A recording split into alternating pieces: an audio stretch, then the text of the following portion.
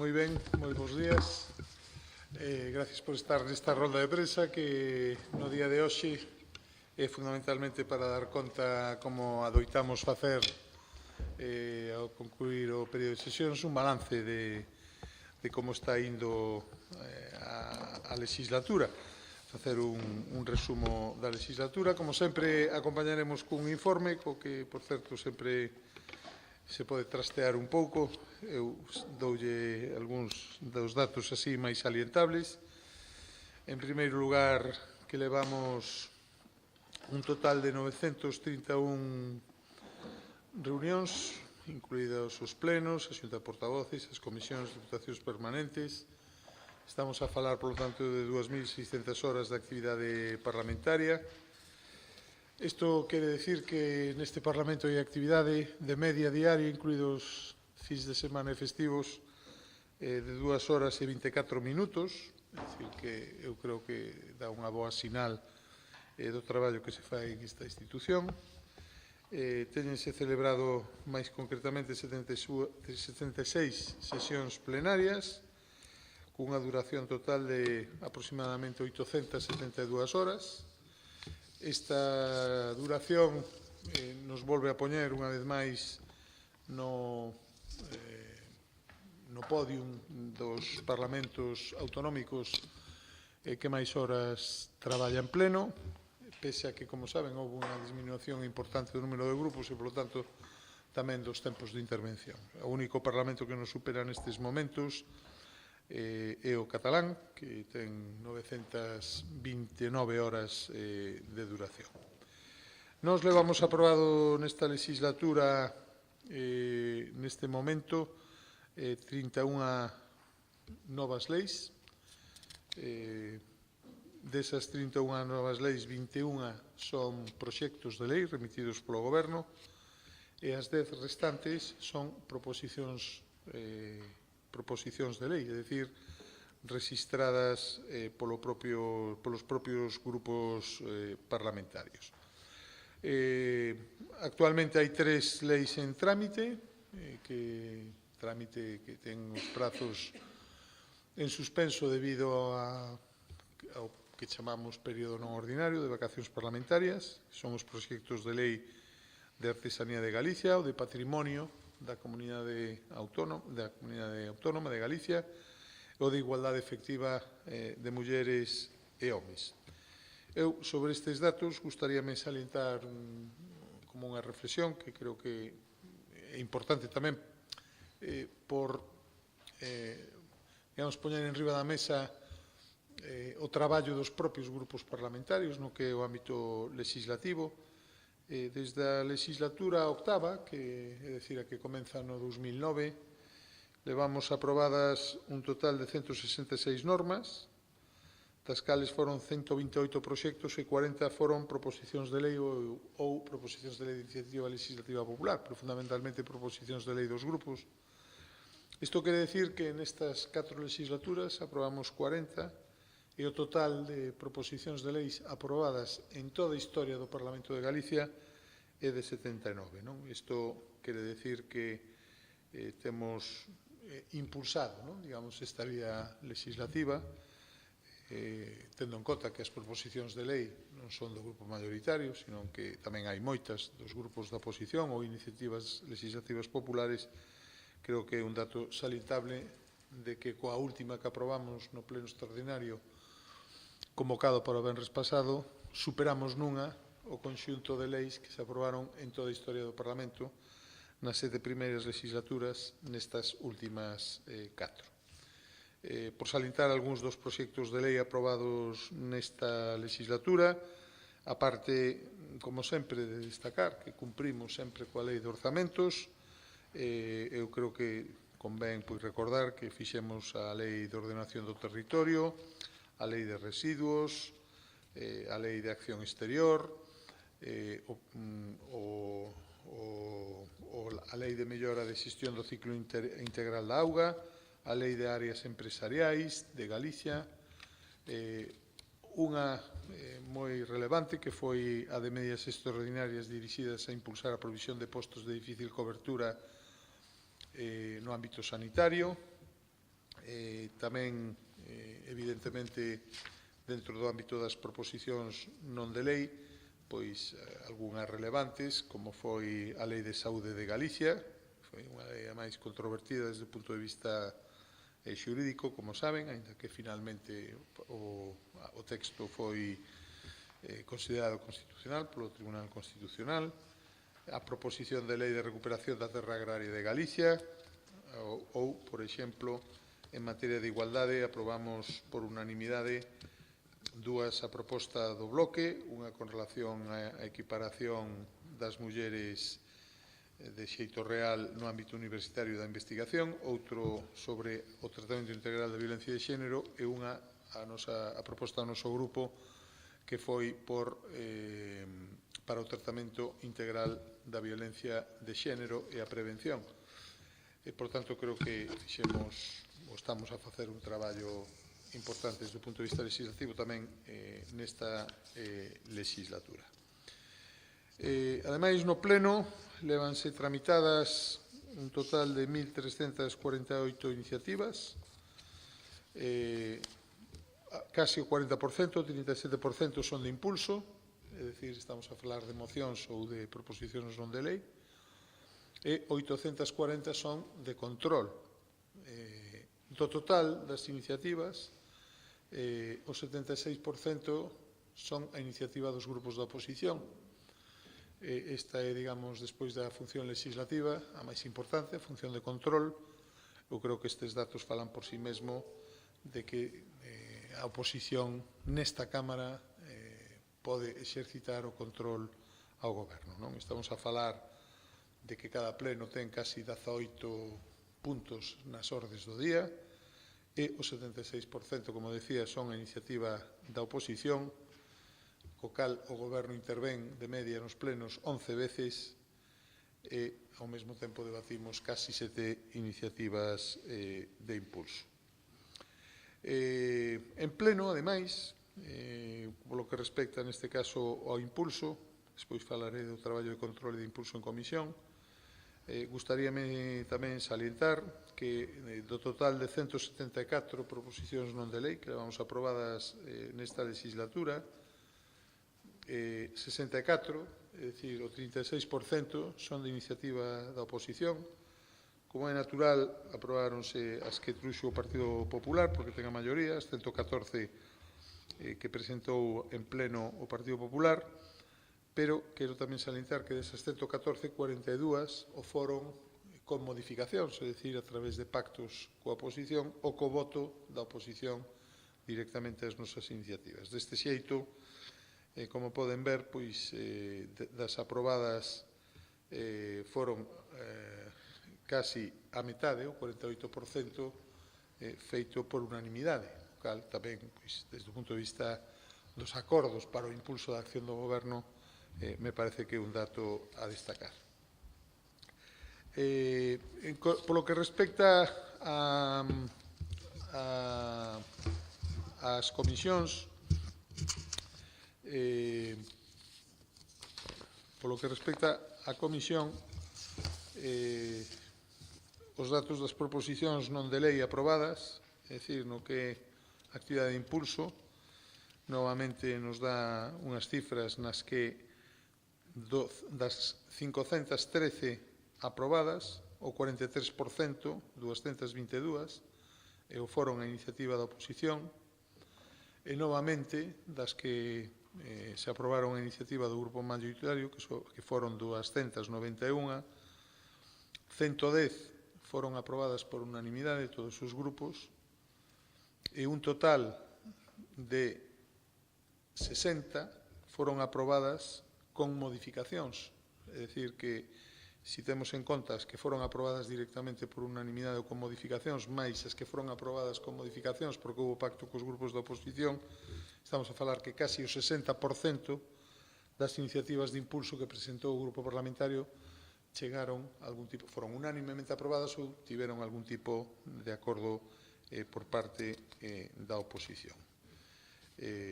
Non é menor o dato de que o 66% das PNLs aprobadas o fosen por unanimidade.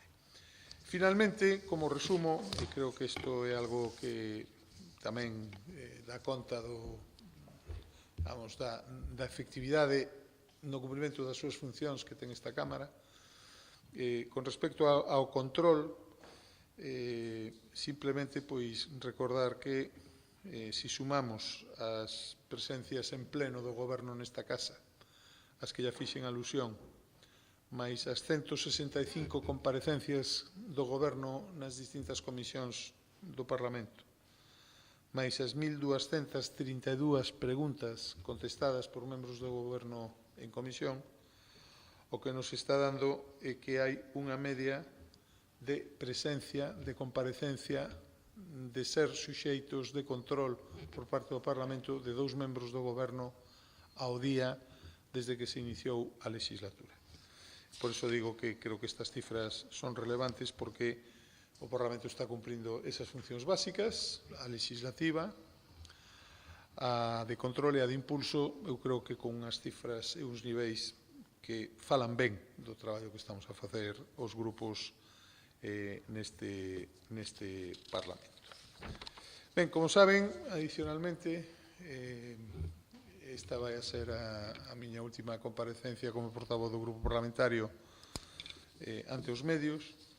Eu, ademais de darlles as gracias e pedirlles disculpas polos casos nos que pois vostedes non se sintesen correspondidos cando facían algunha pregunta. Eu, como saben, sempre tentei contestalas o mellor que puiden, ou mesmo contestar recoñecendo que non era capaz de contestalas, cousa que eu creo que hai que facer cando un non sabe moi ben de que vai o tema sobre o que un lle pregunta. Non? Pero tamén me gustaría facer un pequeno balance a modo tamén de despedida da miña actividade parlamentaria, facendo estes días un pouco de repaso pola información que facilita o propio Ágora do Parlamento. Bueno, pois desde o ano 2009 que eu fun diputado e desde o ano 2011 no que asumín a portavocía, despois de ser os primeiros anos viceportavoz con Manuel Ruiz Rivas, de quen tiven a máis ocasión de aprender moito, pois teño participado en 1.530 reunións nesta Cámara ao longo destas legislaturas. Hai unha pequena caída na 10ª, como saben, a COVID suspendeu durante un período de tempo a actividade parlamentaria, aínda que mantivemos tamén o que foron as deputacións permanentes. O máis salientable foron os 575 plenos, as 289 xuntas de portavoces e as 349, que é o segundo órgano no que máis participei, 349 comisións terceiras. Tamén participei en 40 diputacións permanentes en 38 reunións do Estatuto de Diputados. Como digo, en total 1.530 participacións nos distintos órganos da Cámara. Isto pois se traduce en algunhas cuestións que eu creo que me gustaría recordar. Eu teño participado directamente como ponente en 42 textos legislativos, dos aprobados ao longo de todo este tempo, 15 proposicións de lei, 24 proxectos de lei e 3 reformas do regulamento. Evidentemente, se tivera que salientar algunhas das contribucións que puiden facer, tería, en primeiro lugar, que salientar o ámbito do que tamén fun portavoz durante isto desde o ano 2009, que foron os aspectos económico-financeiros, é dicir, portavoz de Facenda na Comisión Terceira, o cal pois me fixo ser ponente de todas as leis de orzamentos aprobadas desde o ano 2009 ata os orzamentos que están vixentes neste ano, non?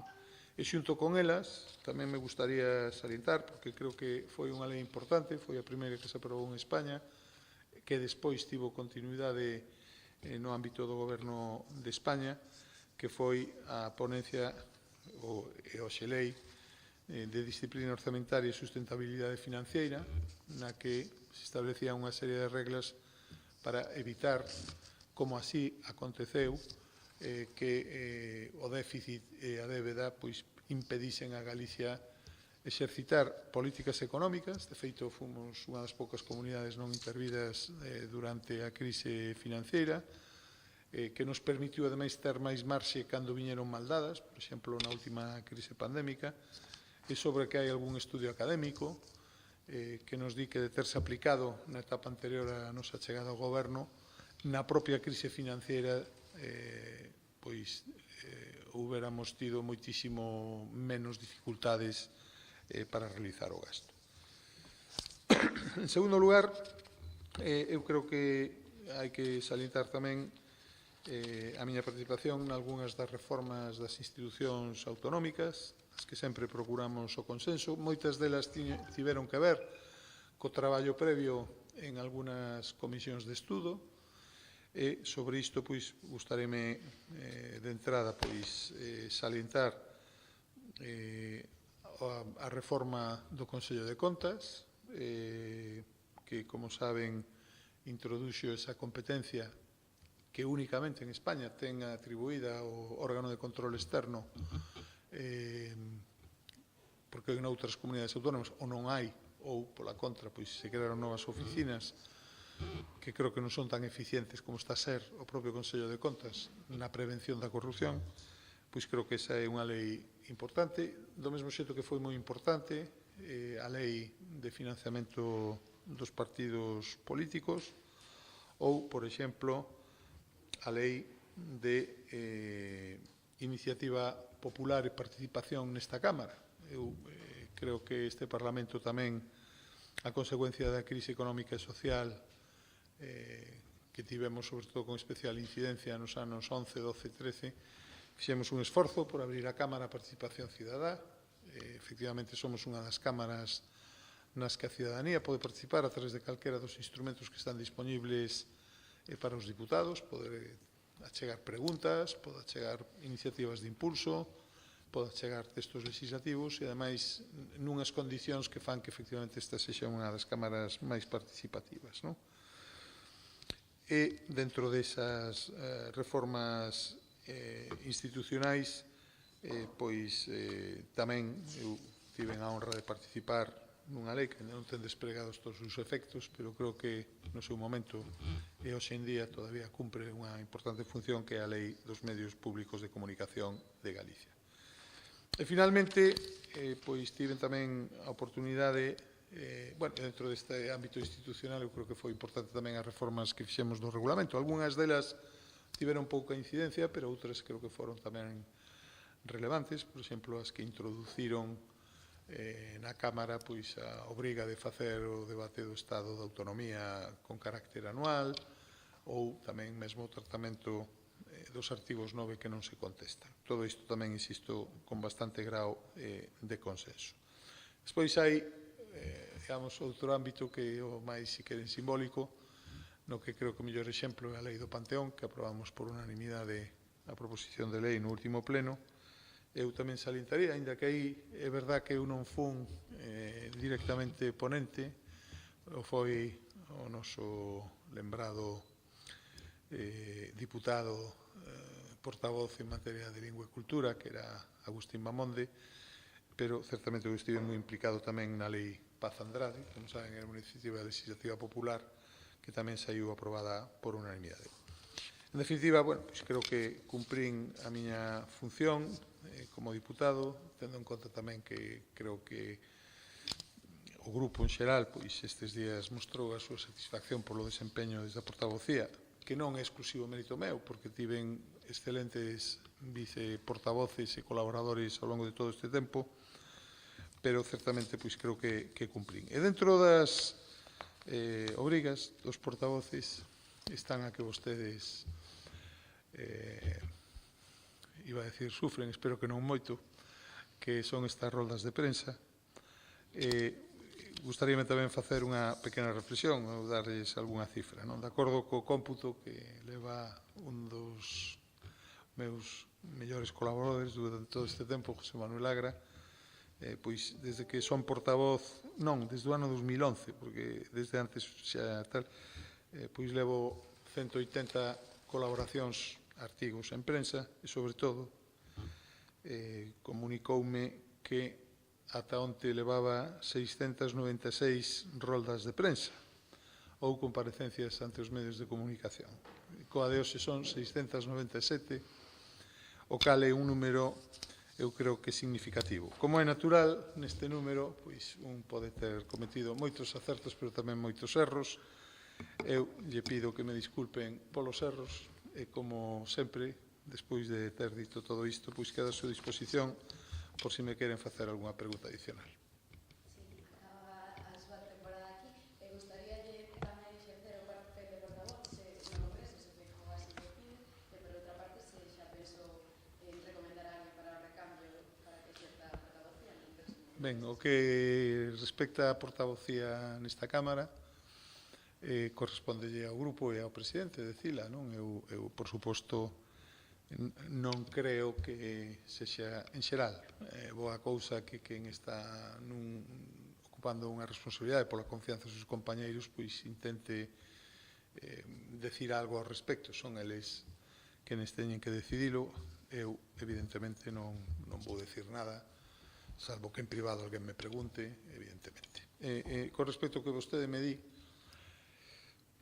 primeiro, non tive tempo de pensar moito sobre estas cuestións, porque, como saben, pese a que as eleccións foron hai 8 días, tamén saben que levamos unha actividade bastante intensa, tendo en conta que foi o Día de Galicia, que houbo diversas reunións do partido, que tivemos tamén actividade parlamentaria.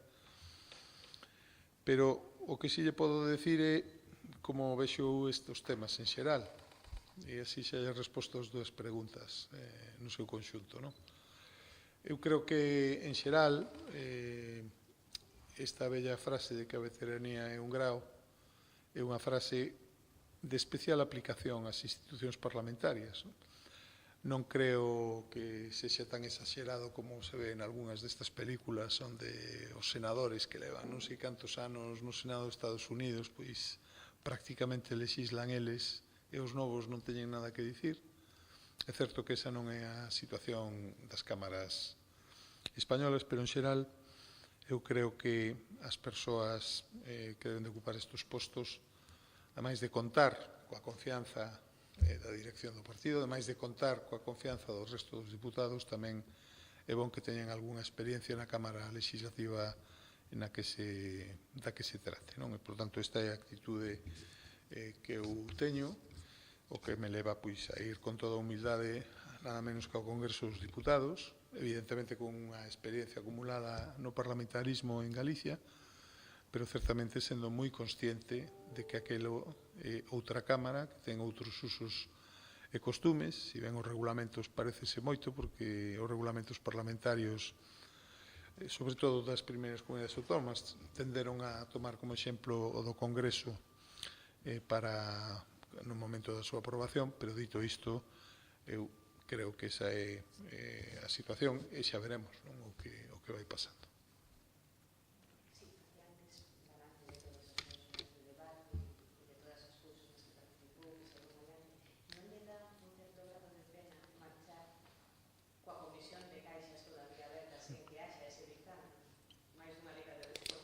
Sí, de alguna maneira sí. Sobre iso eu só podo decir dúas cousas. A primeira é que esa comisión foi moi intensa, todas as comparecencias que houve foron suficientemente clarificadoras, así como toda a documentación que xurdiu dela. Que, en segundo lugar, houve unha comisión precisamente no Congreso que, en xeral, tamén deu unha resposta razoable ao que sucedeu co tema das caixas, aínda que en Galicia había algunha peculiaridade que son coñecidas de todos con respecto ao que decía o dictamen con carácter xeral para as caixas. En terceiro lugar, pois, hai unha reflexión tamén máis xenérica que eu sei do facer do traballo que fan todos os que están os empregados públicos desta casa, pero certamente hai algún tipo de traballo no que os diputados deberíamos de ter algo máis de auxilio ou de axuda. os servicios xurídicos do Congreso, por exemplo, tiveron moito que ver coa redacción dun dictamen que non é nin curto nin sinxelo. É certo que o tempo é escaso e que hai que aplicalo con prioridades, non? É certo tamén que nese contexto non é que non fixéramos nada aparte desa cuestión, pero sí, certamente eu levo varias cuestións que lamento pois non ter rematado. Unha delas pois pode ser ter contribuído a rematar eso, insisto, con estas salvedades de que houve unha comisión cunhas comparecencias que creo que foron moi esclarecedoras, que houve información de abondo, que houve un dictamen a nivel do conxunto de España sobre a situación das caixas e que, en todo caso, é un tema tamén afortunadamente superado porque o sistema financeiro pois goza dunha excelente saúde, non? Incluso sería casi, por así decir, un exercicio de reconstrucción histórica, posto que algunhas destas comisións teñen que ver con cousas que poden ocurrir. Certamente, o resultado daquele proceso de transformación ou bancarización das caixas fan moi difícil que, bueno, fan imposible a curto prazo ou a medio prazo que poda volver a suceder. As comunidades autónomas hoxe non teñen ninguna competencia no ámbito financiero.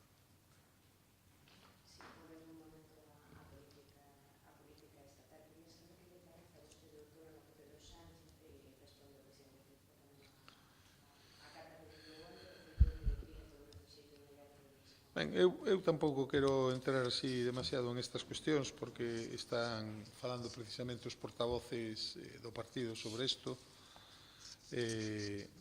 O que sí me gustaría é unha reflexión desde fora, é dicir, sin estar, digamos, na toma de decisións, non? Que levan pois a remitir esta carta e a contestación, non? Pero o que sí eu me lamento, xa como cidadán, máis que como outra cousa, de que este clima de polarización que foi moi patente durante a campaña electoral e que mesmo se traduxo nuns resultados electorais que deixan un Parlamento moi complicado de gobernar e que deixan a gobernabilidade de España en unha situación moi complexa. Toda esta situación vai a xerar inestabilidade. Aquí permítame que faga unha pequena distinción, non? Normalmente a palabra estabilidade é moi utilizada, pero creo que deberíamos de empezar a distinguir os dous niveis aos que se pode referir. Podemos falar dun goberno estable, cando ten apoios, ten unha maioría que lle permite sacar as distintas normas. Podemos falar incluso de que hai estabilidade nun goberno aínda que faga xeometría variable para aprobar segundo que normas. Por exemplo, neste sentido podemos decir que o goberno de Pedro Sánchez na última legislatura pois foi moi estable. Había quen auguraba que non ia selo e foi non?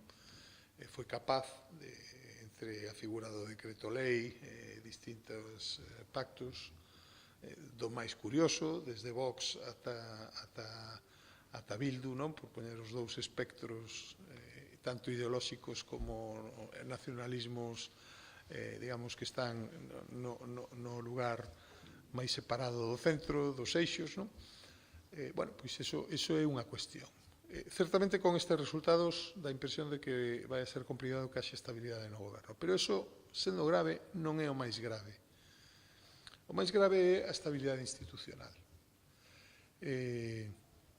Costou moito traer a democracia, costou moito prestixiar as institucións, costou moito que a cidadanía, pois, en liñas xerais, teña interiorizado e o sistema no seu conxunto estea consolidado. Hai aspectos da situación política actual e do comportamento do señor Sánchez na pasada legislatura que o que nos preocupan algúns é que poñan en risco a estabilidade institucional. Isto pode, por exemplo, conlevar ou pode verse cando, para garantir a estabilidade gubernamental, pois se poña en risco algunhas das bases do noso pacto constitucional. Isto é o risco que temos diante, tendo en conta quen son os aliados que lle darían esa estabilidade ao goberno.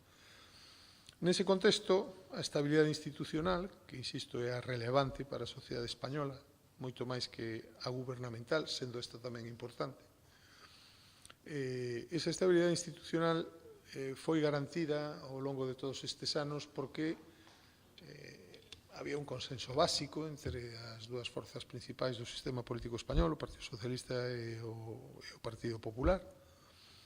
E certamente, como digo, xa levamos vendo xa algúns meses, mesmo algún ano, e mesmo moi recentemente, en algúns comportamentos, por exemplo, a mí me parece inaudito e que prácticamente ninguén comente sobre o feito de que a política exterior, e nomeadamente a política da Unión Europea, que sempre foi consensuada entre os dous grandes partidos, entre outras cousas, porque Europa se está construindo en base ao gran consenso que hai entre as forzas populares, socialdemócratas e liberais en Europa.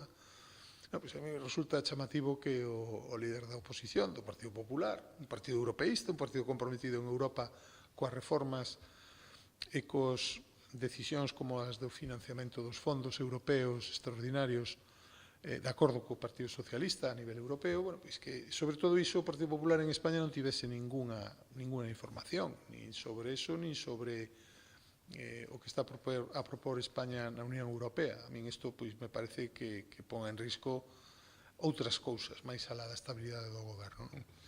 E nese contexto onde eu pois enmarcaría a resposta que lle dá o señor Sánchez ao señor Feijóo. O señor Feijóo o que pretendía era, pois, entre outras cousas, falar de algúns aspectos que mesmo poderían ser favorables para o señor Sánchez, no suposto de que serían favorables para España e para os dous, non?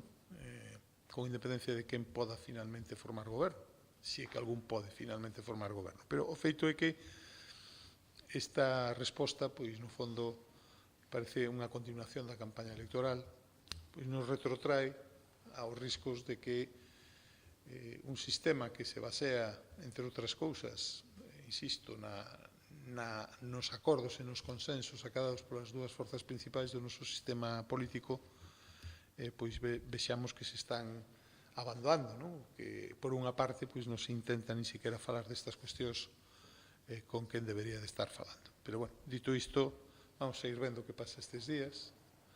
Como saben, o señor Sánchez está tomándose un descanso que é tan merecido como que nos merecemos todos os españois e, polo tanto, pois vamos a esperar a ver como evolucionan os acontecementos.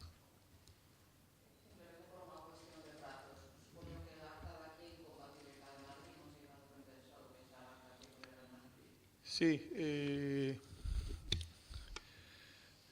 isto é off the record, se me permiten. Vamos, o digo, podese gravar. A min o que me din os letrados é que curiosamente non é incompatible.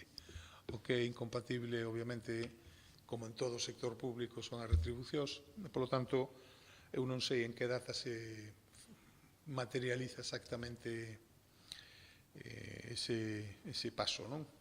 O que si me din é que teño que, o momento é cando me emiten, igual que aquí no Parlamento de Galicia, é cando emiten a acta de diputado. Neste caso, creo que a min están dicindo que mañán podemos telas, non? Por lo tanto, nese momento, formalmente, terei que comunicar a esta Cámara, ademais, a miña vontade, non? De deixar o escano. Por tanto, estes días. O que non sei é se vai a ser o martes, o mércores ou luns, pero creo que os efectos formais son desde que se emite esa acta, e creo que pode ser hoxe ou mañá o día no que nos dean acta, non? O cal me permite decir que conscientemente o meu último acto como portavoz vai a ser justamente estar con vostedes, que despois de 600, cantas dixemos, 677 reunións na que vostedes estiveron moitas delas, pois creo que era casi merecido. Tres preguntiñas, unha máis persoal, outra máis do eido autonómico e outra máis estatal. A primeira, sobre o seu futuro como deputado no Congreso, como afronta este cambio na súa carreira, se ten ganas? Logo, o presidente do Parlamento, Santa Lices, dixo que Rueda ten criterio para convocar eleccións cando el mellor considere. Cando el mellor considere, cree que se ajustaría a unha eventual repetición electoral a nivel estatal? E, por último, Santa Lices tamén dixo que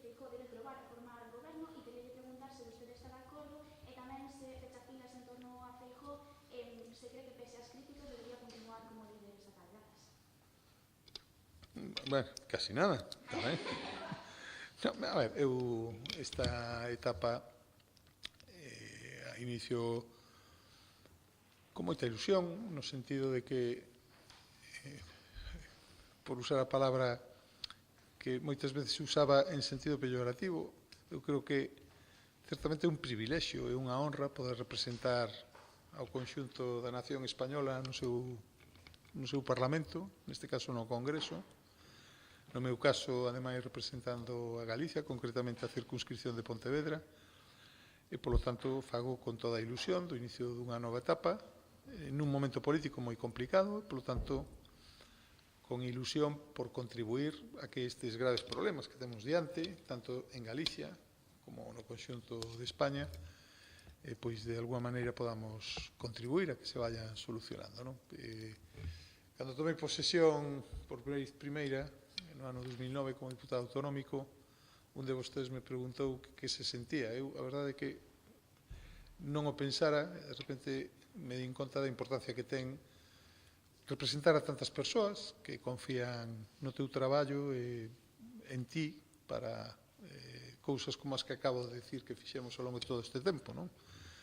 Para aprobar leis, para controlar o goberno, para impulsalo, e, polo tanto, o fago con moita responsabilidade e coa ilusión de poder contribuir nun momento político complicado, non?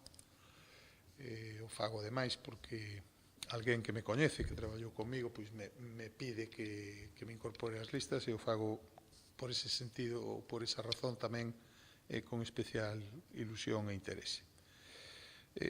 As eleccións en Galicia serán cando diga o presidente.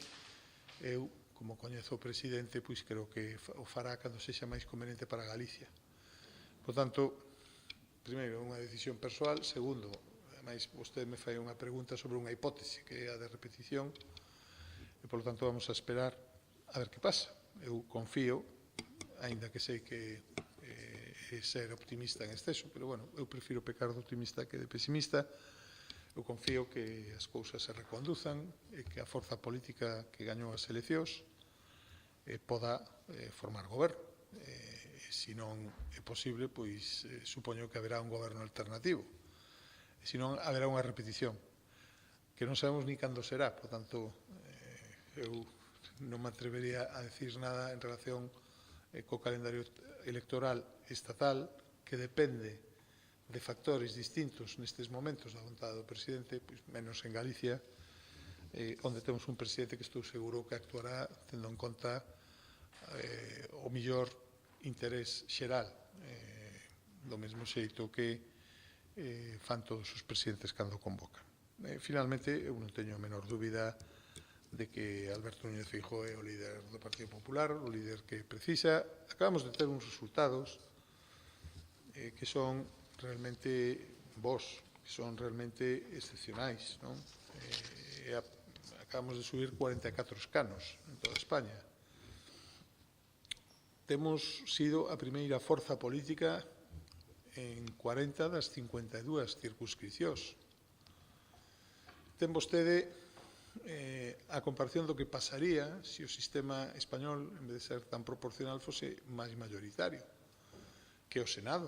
No Senado temos maioría absoluta, precisamente como resultado de que foi a forza política máis votada en 40 das 52 circunscripcións. Isto no Reino Unido sería iso que sai nos periódicos de que é unha victoria en todo o país, non?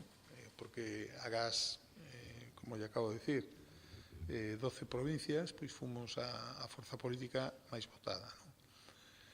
Por lo tanto, todo isto, tendo en conta que o señor Sánchez hai que recoñecerlle que ten capacidade de pasar a historia por hitos que nunca se fixeron antes, como gañar unha moción de censura. É o primeiro presidente do goberno que perde unhas eleccións como presidente do goberno na primeira vez que se presenta. Adolfo Suárez gañou as segundas, perderon despois as terceiras, Felipe González tamén, Aznar tamén, Zapatero tamén, Rajoy tamén, primeiro presidente da democracia, que non é o máis votado nas primeiras eleccións, as que concurre despois dunha legislatura é o señor Sánchez, non? E todo iso, tendo en conta como estaba o Partido Popular, hai ano e pico, non? E certamente, a diferencia de escanos, o poder autonómico local que ten o Partido Popular en relación co que tiña antes, eu creo que todo isto deixan claro de que hai un liderado que é bon para o Partido Popular.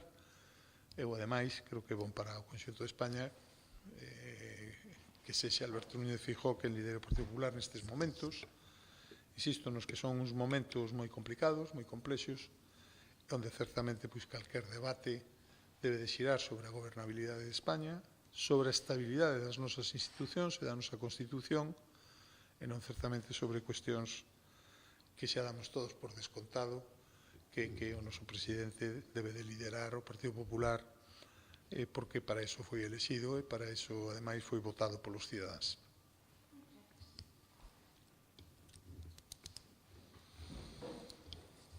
Alguna pregunta máis?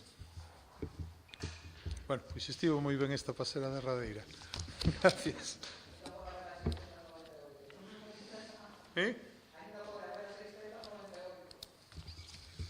Non creo.